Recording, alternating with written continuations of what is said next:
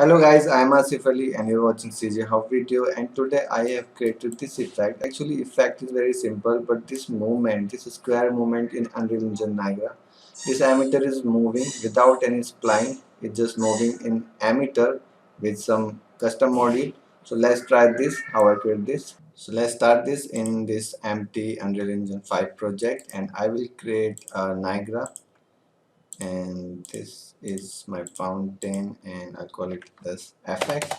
So this is a fountain, you can see. Let me adjust it here.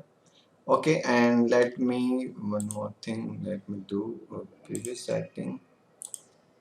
I want it black so it will be visible properly, my particles. Okay, so now this is a fountain and I will delete all these modules that I don't want, and now the particles are just spawning on this sphere.